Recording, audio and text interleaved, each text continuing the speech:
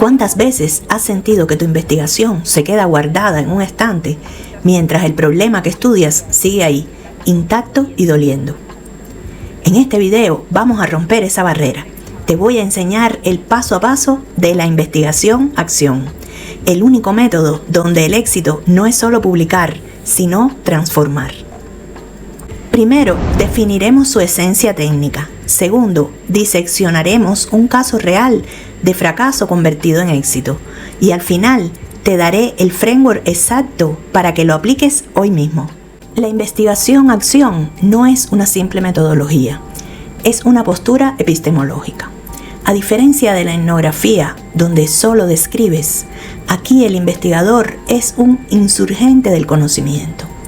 El concepto clave propuesto por Kurt Lewin es la espiral de ciclos recurrentes. Mucha gente cree que investigar, accionar, es hacer cosas y ver qué pasa. Error grave. La investigación-acción exige un rigor metodológico extremo en 4 fases: planificación, acción, observación y reflexión. Es un proceso democrático, donde los sujetos investigados son co-investigadores. Aquí no hay objetos de estudio, hay socios en el cambio. Vamos al laboratorio de caso. Imaginemos una facultad de ingeniería de Latinoamérica, con una tasa de deserción del 40% en primer año. Los métodos tradicionales harían encuestas para saber por qué se van. La investigación-acción hace algo distinto. El punto de quiebre o invariante fenomenológico aquí no es la falta de dinero de los alumnos, sino la desconexión emocional con la enseñanza técnica. El investigador se inserta en las aulas, detecta que los profesores usan métodos de 1980 para nativos digitales. Se aplica el primer ciclo. Se diseñan talleres de gamificación para cálculo 1. Se ejecutan. Se observa que la participación sube, pero el rendimiento no tanto. Aquí viene el valor real de la investigación-acción. En la fase de reflexión, los alumnos confiesan que el problema es la base matemática del colegio. El segundo ciclo cambia el foco. Mentoría entre pares. La deserción baja un 15% en un semestre. Esto no es solo un dato, es una realidad transformada por la ciencia. Entremos ahora en el quirófano. Para que tu investigación-acción sea aceptada por un comité científico, no basta con querer ayudar. Necesitas aplicar el framework de triple validación. La primera fase es el diagnóstico raíz. Olvídate de las suposiciones de escritorio. Aquí aplicamos el árbol de problemas socializado. No lo haces tú solo, lo construyes con la comunidad. El tronco es el problema central. Las raíces son las causas profundas y las ramas los efectos visibles.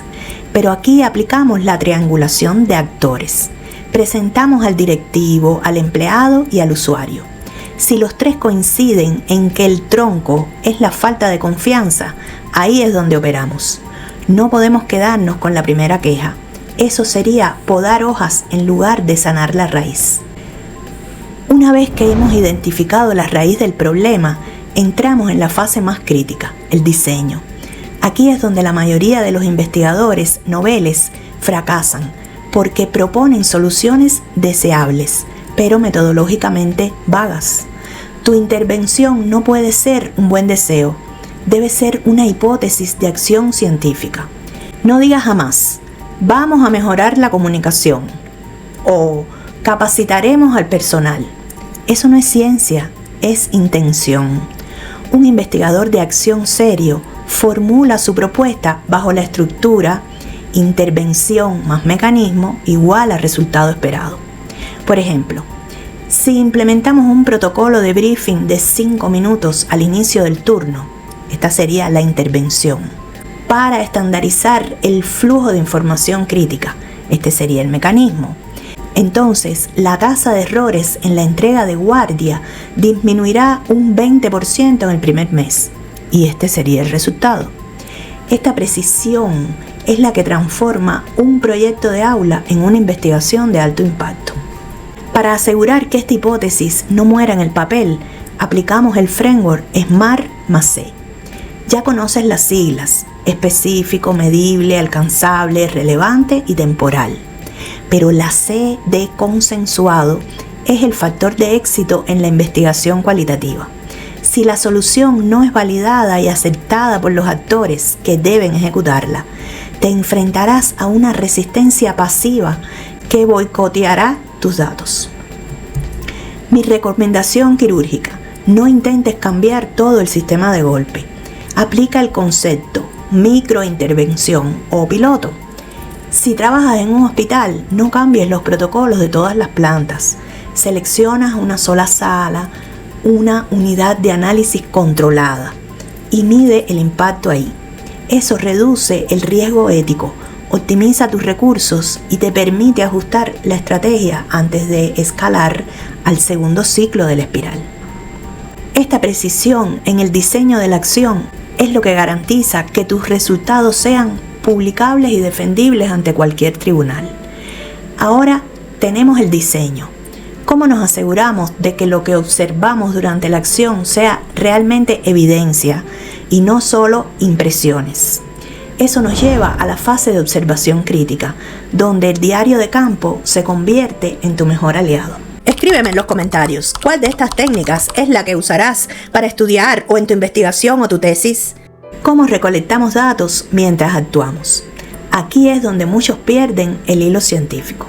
Necesitas un diario de doble entrada. No es un diario íntimo, es un registro técnico dividido en dos. En la columna de la izquierda anotas los hechos objetivos: quién asistió, qué se dijo exactamente, qué hora era. En la columna de la derecha registras las impresiones subjetivas: el clima emocional, las resistencias detectadas, tus propias reflexiones como investigador. Es en ese cruce donde capturas la invariante fenomenológica. ¿Qué es lo que no cambia a pesar de que estamos interviniendo? Eso te dirá más sobre la cultura de la organización que cualquier encuesta de clima. Recuerda, sin registro riguroso, solo estás trabajando, no investigando. La investigación-acción nunca es lineal, es una espiral. El final de tu primer ciclo de intervención es, en realidad, el diagnóstico de tu segundo ciclo. Al analizar los datos del diario de doble entrada, descubrirás fallos en tu hipótesis inicial. Si te detienes en el primer intento, solo habrás hecho una prueba piloto. Para que tu trabajo tenga estatus de investigación doctoral o de maestría, necesitas demostrar cómo el aprendizaje del ciclo 1 perfeccionó la acción del ciclo 2. Es esta iteración la que garantiza que la solución no sea un parche, sino una transformación real y sostenible. La investigación-acción es el puente definitivo entre el escritorio y la calle. Has aprendido que no basta con entender el mundo. La ciencia más noble es la que se atreve a cambiarlo. Pero cuidado, para que el cambio sea sostenible, necesitas interpretar profundamente los significados de lo que la gente dice. Y ahí es donde entra la hermenéutica, la técnica de interpretación que veremos en el próximo video. ¿Es lo mismo interpretar una acción que interpretarla para cambiarla? Lo descubriremos. Cuéntame en los comentarios en qué problema de tu entorno aplicarás hoy mismo un ciclo de investigación-acción. Los leo todos.